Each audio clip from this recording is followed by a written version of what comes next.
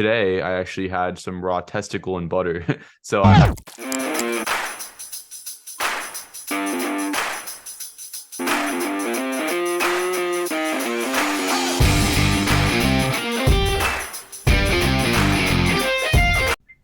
That's Joey Schwartz for you. Who's Joey Schwartz? He's a 19-year-old from LA who has been on the scene for a short while talking about health benefits he's experienced on a certain diet. So we're going to learn a little bit about that diet today, but actually it takes a turn because he says that diet is not that important. So we're going to learn about what he believes is important, his health pillars. Some of them might seem a little different, controversial. I have to say a disclaimer because I just saw something on social media that perturbed me that he posted. And I realized that if I'm dealing with my doggy here anyway. That's why my hand is going back and forth. Show your face. He mentioned some things that I just don't agree with. So just know that if I policed everything that my guest said before and after we talked, I probably wouldn't have a podcast. So take it for what you will. Leave your comments below. Enjoy. YouTube about a year ago, and it's been cool. It's been fun. Wait, you've only been doing this a year? Yeah. Oh my God. You exploded. Yeah, it was pretty fast. I got into it at the right time for sure, as the carnivore movement was really gaining popularity. And I think now I'm in the early stages of the growth of the raw foods movement, which I think will get really big. So I'm looking forward to seeing that grow. And that's interesting. So raw food, but you mean carnivore raw food.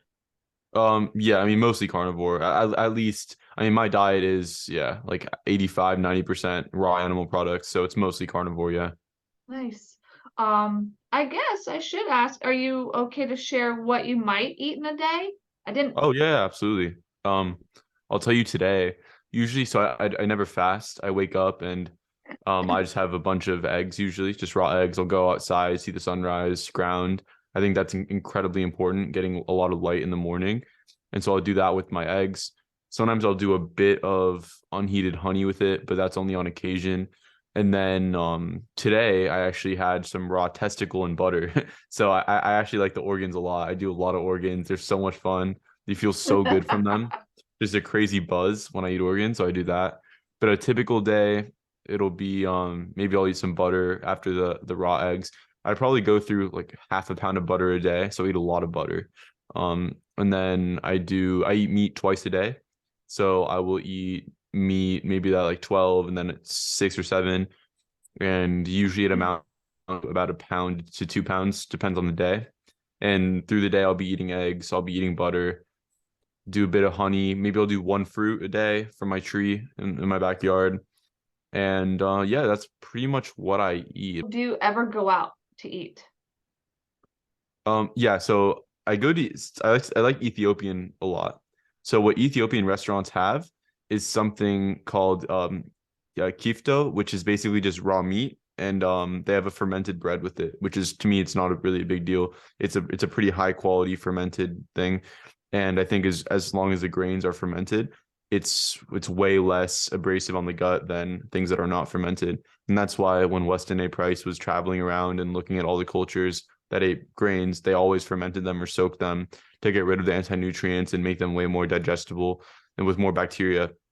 So we'll go to this Ethiopian restaurant and get a massive portion of raw meat because their portion sizes are ridiculous.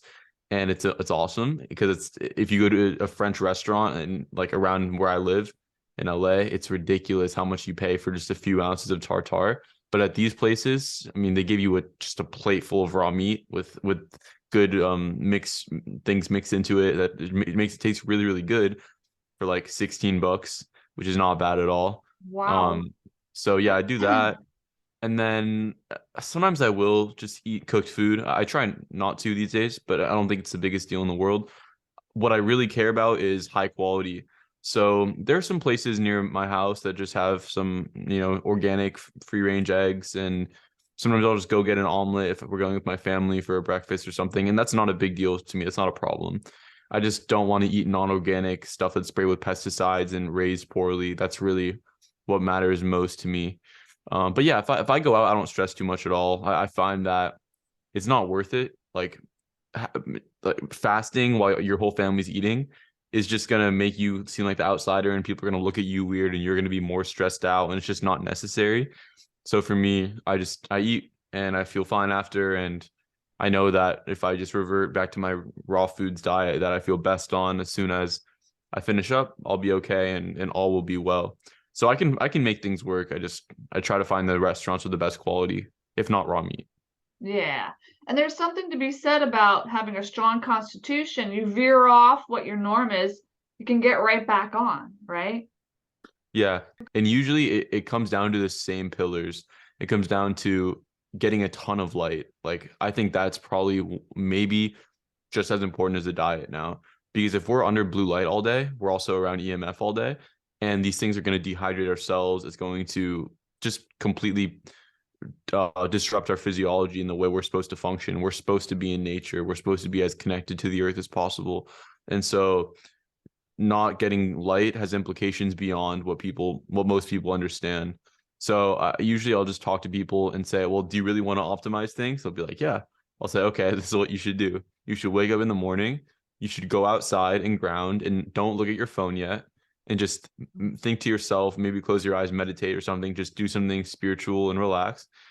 And then you come inside, whatever you do your work. Ideally, you would work outside. You would get a little desk outside and do your thing out there. That would be optimal. That's what I try to do. But sometimes it's hard. And then this person would eat high quality, seasonal, local, organic foods. I think the diet is very, very important. But if you eat the high quality stuff and you eat mostly animals, you'll probably be okay. And diving into the deep nuance is interesting, and you could do it. But when I talk to people, I just say like what I would do, and that's just eat what I like, which is usually eggs. I mean, I'm really big on eggs. I feel great on eggs. So for me, that's Me what too. I like. Yeah. That's my favorite. Yeah. Oh, sorry. And then yeah. So just kind of continue going throughout the day, getting light, not doing things that stress you out, and you'll probably be okay. If that's usually what I explain to people. It's very basic, I think, but it's not easy to do because it's a big lifestyle change. It sounds like you prompt them to reset themselves or plug it in, you know what I mean? Yeah, it's almost just a reset to natural human living. It's that's what I just call it, embracing nature. Like live like a human, behave like a human, and Oh, you'll and the default is health. Like by default, we're supposed to be very, very healthy and happy and not have any of these sicknesses. So the body can deal with a lot of the problems we throw at it if we just live naturally. nice. It's like getting out of your body's way, right? Yeah, literally, yeah. I met this guy a month or so ago. Bill Schindler. Do you know him? Yeah. Did you do a podcast with him? No, I saw him Okay. on a I With saw that everybody he else. I saw that Chafee interviewed him, and yeah, I've seen him some places. Yeah, I haven't read the book yet, but I bought it. And from what I gathered from his talk, I thought you had already like learned all about him, had a podcast or interviewed him already based on things that I heard him say and that I've heard you say with the raw milk and with the blood and things like that. What do you know about him? Really nothing. I know that I think I saw a clip of him saying that we should eat some cooked meat, or we should cook our meat a little bit, which I don't understand totally. But I know he says raw dairy is I think he says it's not good. Am I wrong about that? I thought he says he's against it. From what I gather from the one talk I've seen him, he's into it, but it has to be an appropriate source. Okay. But that's about it. I gotta read the book. Yeah. Um, Okay.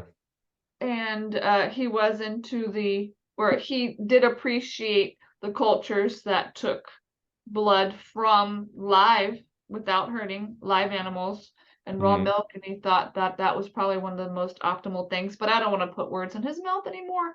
But you mentioned something about sunlight, and yesterday I heard your podcast about or from Dr. Cruz. Yep. Jack Cruz. Yeah. Wow. I always felt like whenever I walked outside, I was plugging into a battery pack whenever the sun hit my skin. And I Yeah. think there's so much more to learn about nutrients. I don't think vitamin D is the only thing that occurs in our body from Mhm. sunlight. And even the microbiome, I feel like everything just awakens. What have you learned about sunlight? Yeah. So I've learned that sunlight is basically the trigger for a bunch of hormones that release before 9 a.m. and then in the evening. So a lot of our thyroid hormones are produced before 9 a.m. We have a testosterone and cortisol spike in the morning. And then we have a melatonin release. Like a lot of our hormones are modulated by light. And so when people look at blue light when they go to bed or while they're laying in bed, that's telling their body that it's the morning and to release cortisol and to stop the melatonin release. So it totally screws with the natural equilibrium at which your body operates. I think Yeah. it's a huge problem. So when I get sunlight, like you said, it has an opioid-like effect. And Jack Cruz actually talked about this. It's basically nature telling you to go in the sun and stay in the sun. It also hydrates our cells. I started learning about a lot of the actual biology of what happens when we go in the sunlight, but then I stopped because I found that it was a waste of time. And the reason why I say it's a waste of time is because I just know it's good. Like I Just don't I do don't I it. don't I don't need more proof. Like I go in the sun and I feel incredible. And Too. I I do. find that the more time I spend in the sun, the happier I am, the better I feel. For me, Amen to sunlight that. matters more than diet. Uh, For me personally, and I've already figured this out with a bunch of experiments. For me, my optimal lifestyle is determined more so by my light exposure than by the food I eat. Because I've changed my diet many times, but I know for a fact if I don't get sun, I feel bad. I need Yep. sun. So I mean, there's definitely a lot to say, like the release of nitric oxide from the UVA and the UVB hitting your skin that nourishes your cells. Also, the sun is hydrating. I mean, there's a reason why breatharians exist. People go really long times without eating food. How do they do it? They get energy from the sun. They eat the sun. They eat the earth. They get electrons from the earth, and it requires no digestive effort. So it's a really cool thing. And I think it's nature's superpower, it's nature's fuel, and we should absolutely embrace it as much as possible. I agree. I don't know enough about the mechanics of everything, but I really appreciated, and you can remind me the names, but you were speaking to I don't know, a quantum biologist, and there she was talking about, Sarah Pugh or Carrie Bennett. yes, love her. And and after listening, you guys have to listen to this, but say the name again, Sarah Sarah Pugh, Pugh. How do you spell it? Pugh. GH. GH. She was fascinating. She explained it on a cellular level, not even cellular, an atomic level.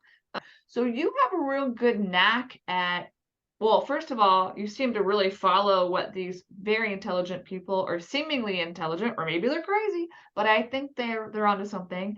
And you seem to be able to follow them really well. Um, how did you pick these people for your podcast?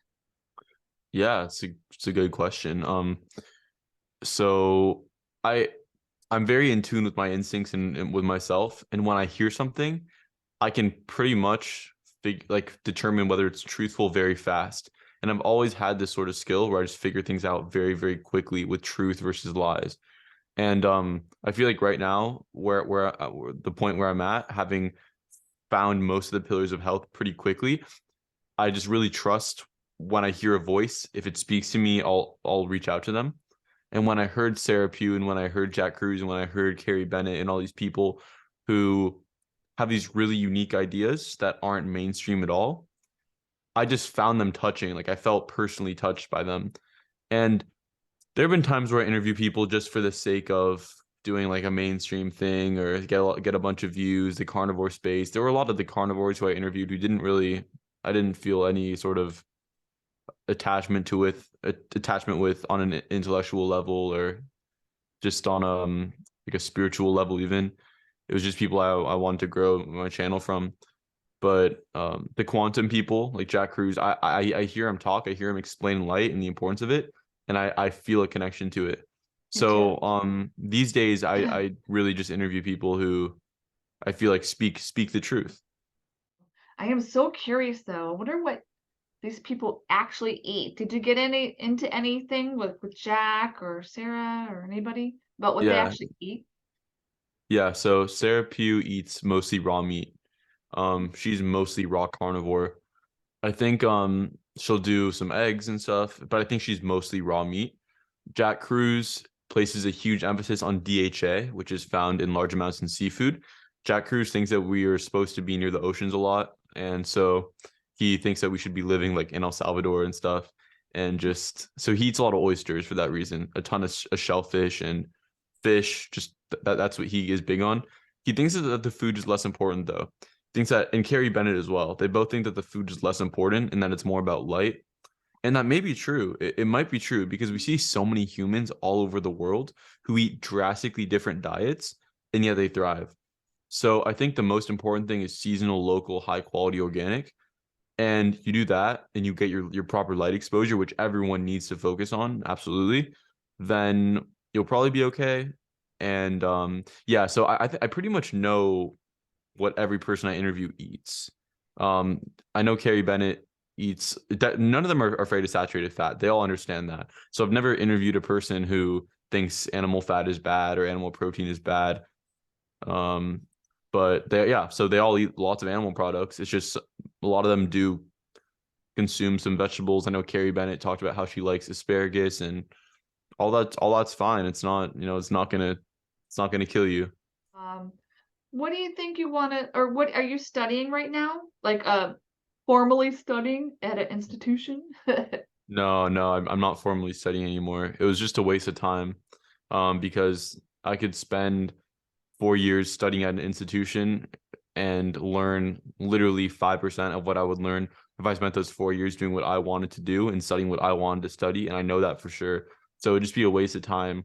And there was a point where I was thinking that by studying formally, it would end up boosting me more and giving me more opportunities and stuff.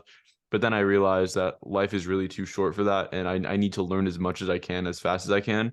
And people will naturally gravitate towards me if I just can um, bring the right knowledge and bring the right information, regardless of whether that degree is on my name or not. So yeah, just I realized it was a waste of time, waste of money, just waste of resources, and there's pretty much pointless. Is that because what you want to learn about they don't teach? Yeah, yeah, definitely not. They don't teach about light and magnetism and water and health and nutrition and animals. Like they do, but not the right stuff. And it would just be me deliberately brainwashing myself to do well on their tests. It would be a It would be hard. miserable. And I'm trying to build something right now. I'm trying to be as happy and healthy as possible. And going to school also would just be difficult for that because you're in a dorm with a bunch of people, super high EMF, hard to get light. Sleep schedules are all screwed up. People around you aren't the best. It just makes life much worse.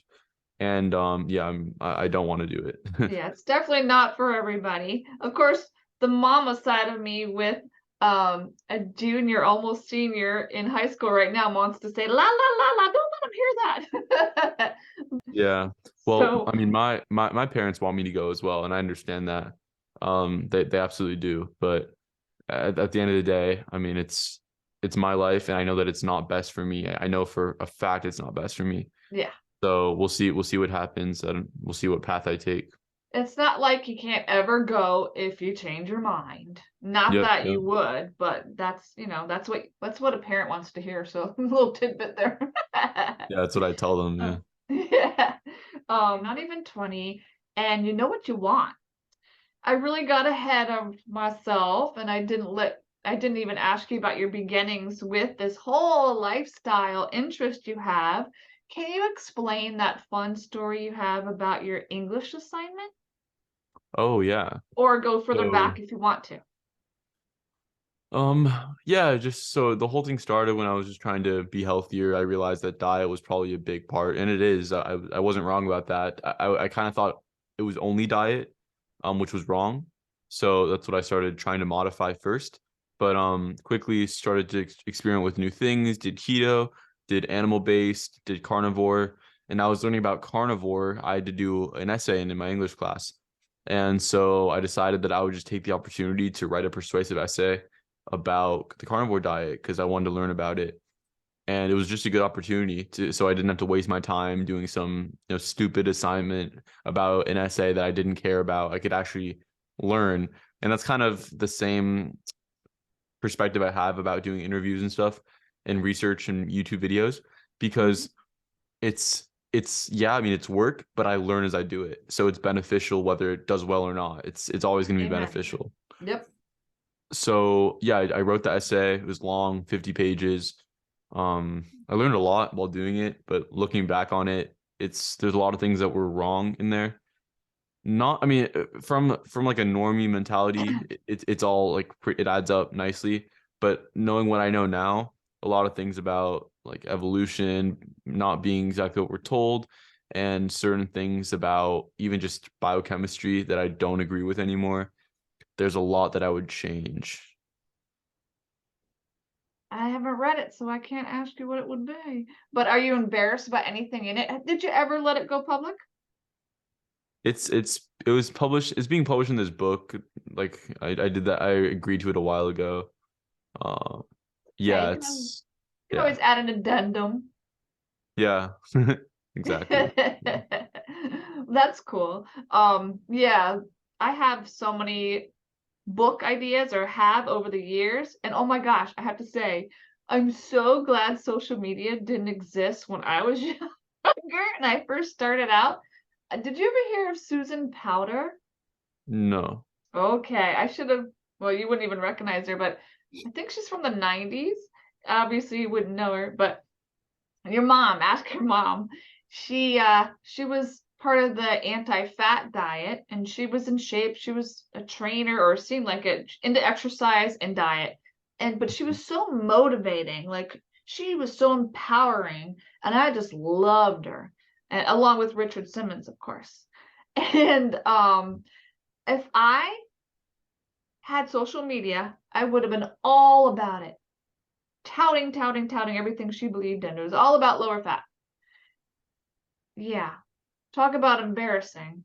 So, Yeah, yeah. I know some people who now their channels more focused on meat, but they still have their old vegan videos promoting veganism, which is a cool transition. I mean, it would have yeah. been cool to see like a whole mass, like long-term transition. Yeah. But yeah, yeah, I didn't 180 per se. I just made it like a little like turn and slight change in my beliefs from going cooked carnivore to closer to raw carnivore with some plant foods, but yes, it's not too far off. Yeah. And anyway, I mean, we're always evolving, hopefully. So that's okay. And you're really good at expressing or being okay with mistakes anyway, right? Oh yeah, absolutely. Yeah, absolutely no problem with that.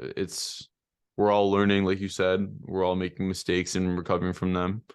And if I had it all figured out when I started my channel at 18, that would be ridiculous. Like there's no Yeah. possible way. So I think obviously you're as I doing go pretty through good time, though. yeah, You're but I mean, of course, as I go through time, it'll only get better and I'll only change my ideas more.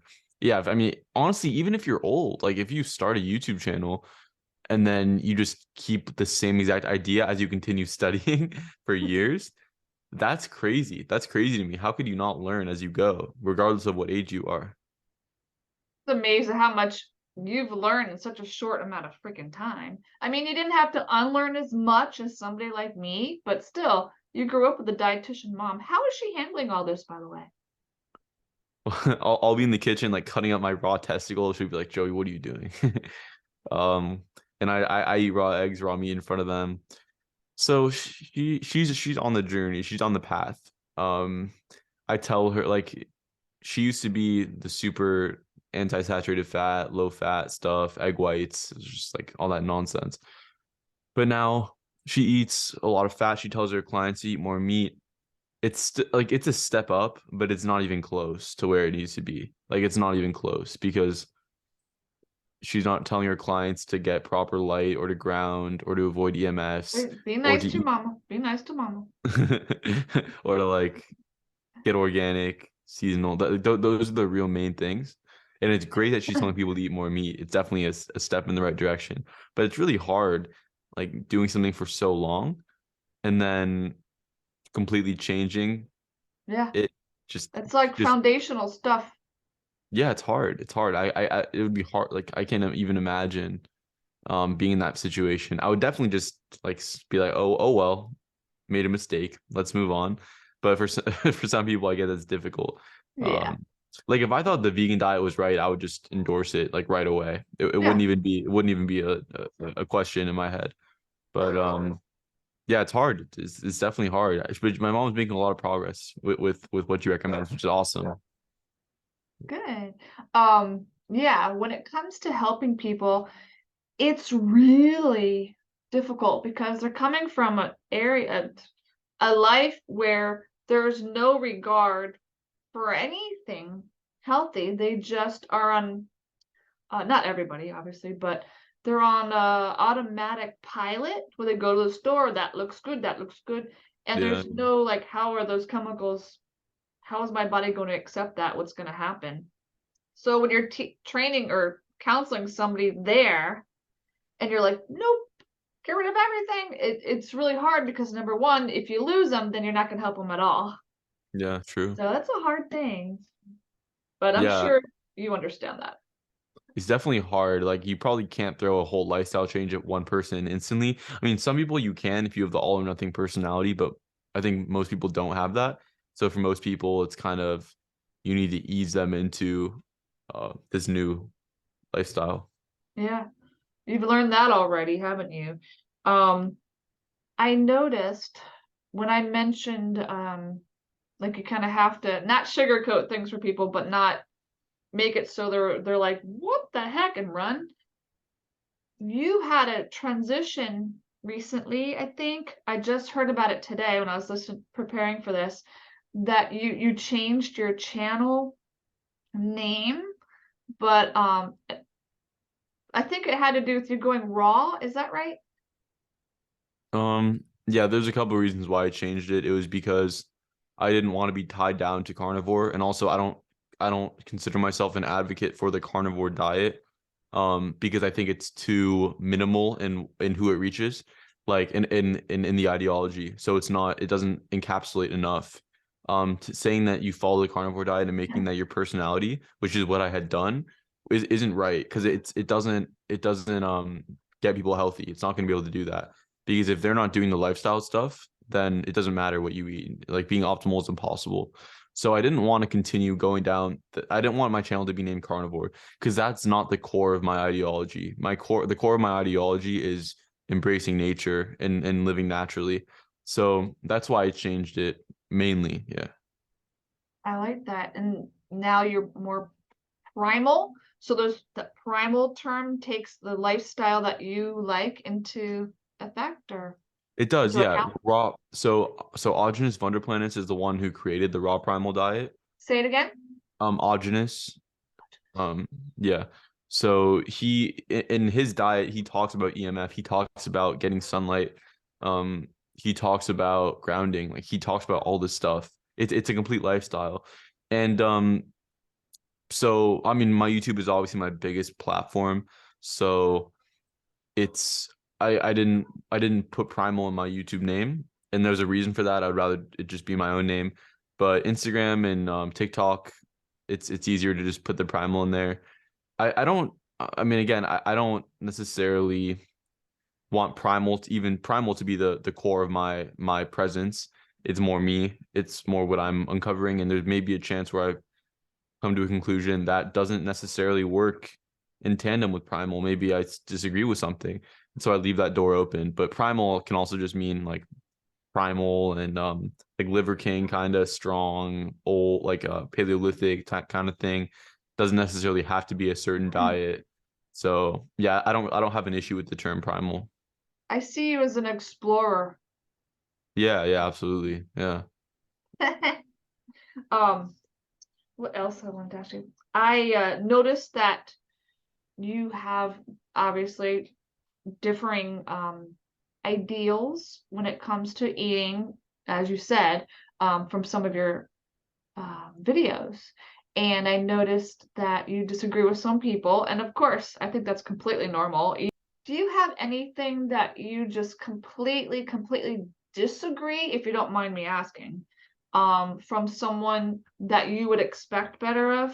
And I don't, and all love here, you know what I mean? Like, some, you're just really confused as to why they still recommend or aren't against something that you just think could be hurting us. Yeah. So there's a lot of people who I think have most of it figured out, or have figured out a lot of really important things and have come up with a lot of cool breakthroughs, but yet they're totally brainwashed when it comes to other stuff. So, I mean, I gotta say, a lot of the carnivore people, there's a couple things. I mean, I think a lot of the carnivore people are very intelligent, and like even like Bart K, very intelligent, Anthony Chafee, very intelligent. But the problem is, they don't understand that it makes no sense to cook meat. Like, it just doesn't make any sense because you're destroying enzymes, you're destroying nutrients, you're destroying bacteria, and the meat in its raw form is better. It's just not chemically altered in any way, and everyone feels better on it. So for them to say that there's no difference between cooked and raw, it's not even that it's necessarily that big of a deal. It just makes no sense. And it seems like they're just trying to appeal to the masses by saying that, which I Uh-huh. understand because they don't want to be canceled or lose their viewership or Mhm. whatever. But it just doesn't make sense. It doesn't seem right. And then the other thing is, a lot of them just neglect the important lifestyle stuff. So what I've been talking about so far, I'm surprised that Jack Cruz doesn't follow the primal diet because he's just brilliant, and it's very surprising to me because he talks about just photosynthesis and eating foods that are produced by the environment naturally. And that's basically what the primal diet is. I mean, it's foods in their perfectly natural, intact form. So that's kind of surprising. Um, I mean, I'm very into the conspiracy stuff as well. So there's sometimes where people talk about something that's we've been lied to about and they don't understand the other. So there's some of that as well. But yeah, there's a lot of people who I just take bits and pieces from, and What do you think is one of the most worrisome conspiracies? is this going on YouTube? Oh, I can delete it. I can delete it. Okay. I'll have Well, you approve everything beforehand. oh yeah, no, it's all good. But so where do you want to post these? Like YouTube and Spotify and all that? YouTube for now. Okay. Yeah, no, I just can be just careful with my words. Yeah. I mean, divide and conquer, and I just don't buy any of it. I'm just That's right. totally, yeah. So what's the most interesting guest you've ever had on your show?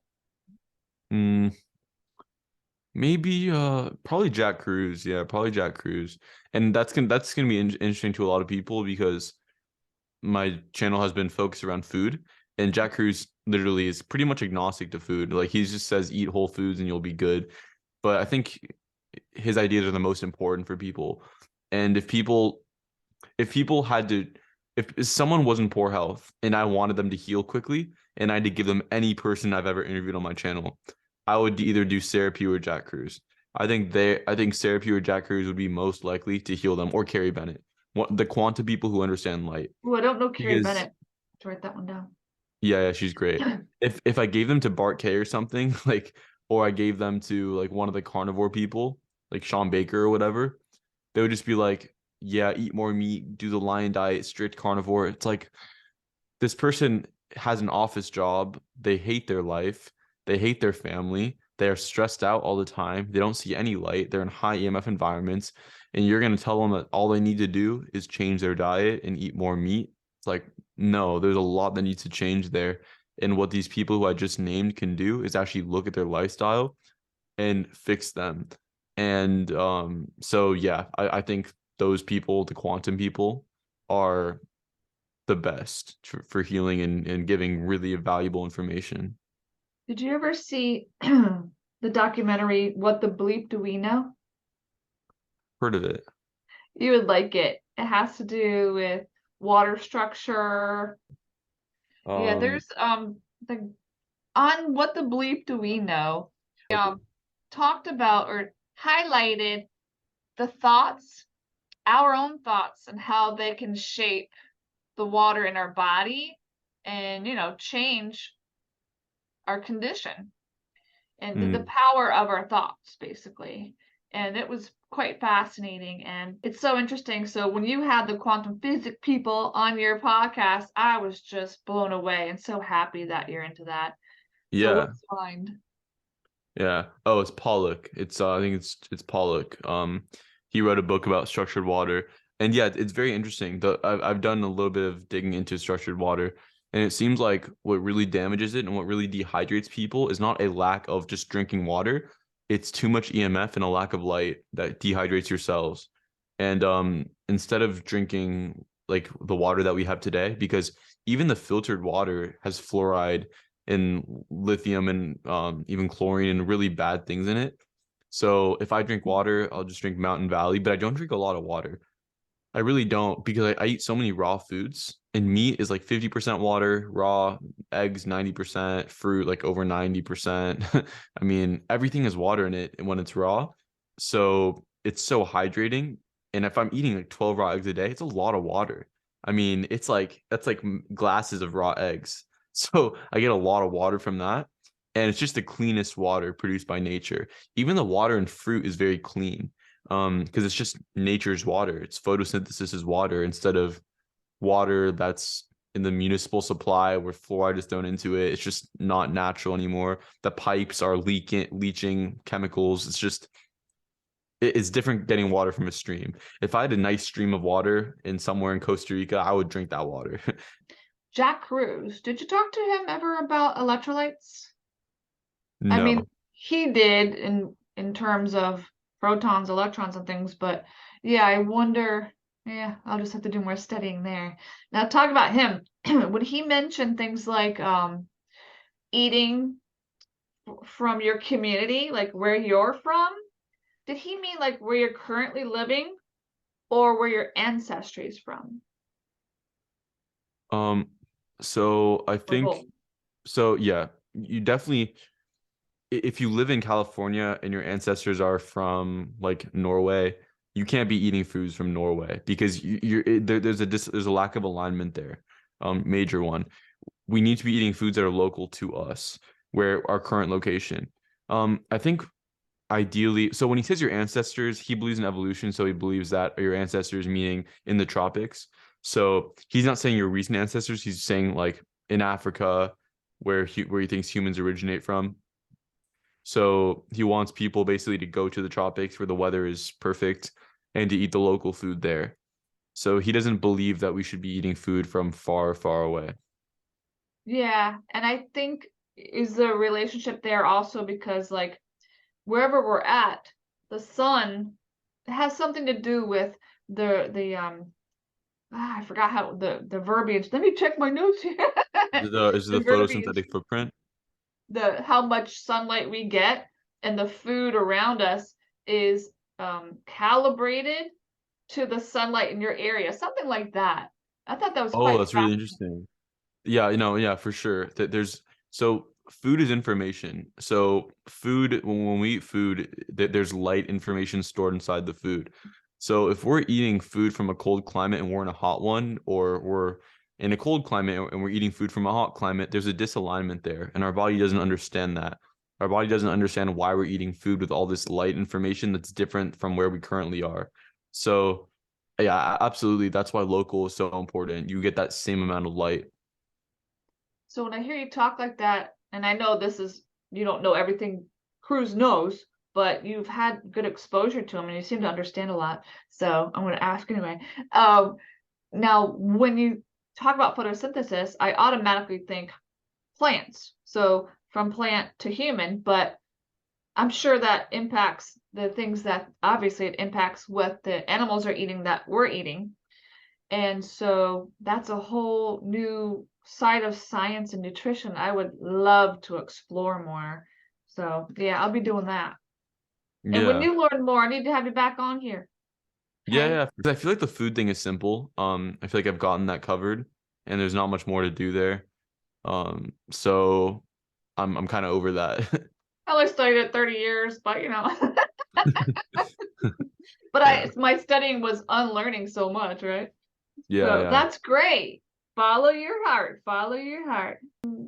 What's your all-time pet peeve about the nutrition world? Hmm. I think I figured it out by what you're saying, but Yeah, what do you think it is? that we only talk about nutrition and not the rest of the everything else, Yeah, right? yeah. So this is my issue with medicine, and it's that it's too compartmentalized in the sense that you have nutritionists, you have people who like a cardiologist, you have a liver Yep, doctor, like it's complete nonsense. It's you it have a is. like a whatever skin dermatologist. It's ridiculous. It's Yep, insane. yep. These people who are healthcare practitioners aren't actually restoring people to good health because they're only focusing on one thing, thinking that you can divorce the body part from the body itself, and you can't do that. So It's ridiculous. that's my issue. That's my issue. Nice. I like that. Absolutely true. It's insane. What do you want to talk about? What do you wish I would ask you? I think it's important to talk about EMF, and people don't talk about this enough. It's this is the hardest issue. Like this is the hardest one. You can get the good food, you can get the light, but you can't get out the EMF. It's very hard. You'd have to completely change your life. I mean, people who live in apartment buildings, people who drive a Tesla, it's like they don't understand how damaging sitting on these batteries are all day that are electric and not gas powered. Like people don't understand this stuff, and it's so hard to make these lifestyle modifications with EMF. So what EMFs basically are electromagnetic frequencies, and there are two categories for them. There's natural ones from the sun, and there's unnatural ones from Wi-Fi and Bluetooth and stuff like that. And humans are electric beings, so we are electric. We have a resonance. We're not just like we don't just exist in ourselves. We have an electric flow in our structured water. So the issue with these non-native EMFs is that they disrupt our natural electrical flow. And that's a real issue because when you disrupt that flow, you get a bunch of problems. You get a bunch of mineral depletion. You get a weakened blood-brain barrier, so you let more stuff in. There have been tons of studies on this as well. I mean, they in Latvia they looked at groups of people who were near like a super high EMF, like telephone pole or something, like children there, and then they looked at the children who were far away from it. And of course, the children closer to it had more learning disabilities. They had severe damage from it. And they've also done a study where they put a Wi-Fi router in a room, and there's two rooms. They each have the same plants growing. The plants in the room with the Wi-Fi router grow like half as much as the one without the Wi-Fi router. So the Wi-Fi router is destroying these plants. It's messing up their growth. So why would we think that some biological organisms are immune to the effects of Wi-Fi while others aren't? It just doesn't make sense. I mean, certainly these EMFs are problematic for us, for all of us. And like I said, this is a tough one to deal with. There's ways to deal with it though. You can get EMF block and close. So you like wear stuff that just reflects the EMF away and you don't deal with it. You can put a Faraday cage on your bed so you don't get any EMF passing in when you sleep, What'd you call which it? is Faraday cage, Faraday, Mhm. which is huge. Because yeah, most people with sleeping problems, I think it's due to EMF. I think people wake up and have insomnia because of the EMF. And so yeah, it's really important stuff that's commonly neglected, and it's a part of this equation. Like I said, it's the hardest one to fix, but there are things you can do. And I also think grounding, like everyone's got to ground more. Everyone like people who have a beach near their house, they should spend as much time at the beach as possible. Because the beach is probably the healthiest place on earth. So it's you ground, you're laying in the sand, you're on beneath the sun, you're happy. So yeah, I mean, I think if you do all the things that we talked about today, you'll probably be okay. And I look forward to some interesting theories that Joey Schwartz is going to come up Yeah, yeah. They'll with. be there soon, yeah. To get with it. No, I'm just kidding. I hope everyone can take life the way you do and decipher it for yourself. So I wish my clients would do that too. And even if they don't listen to me, at least they'd be their own advocate, right? So Yep, here's to being your own advocate and always being a student, learning and doing your thing. Thank you absolutely. so much, Joey. Sure.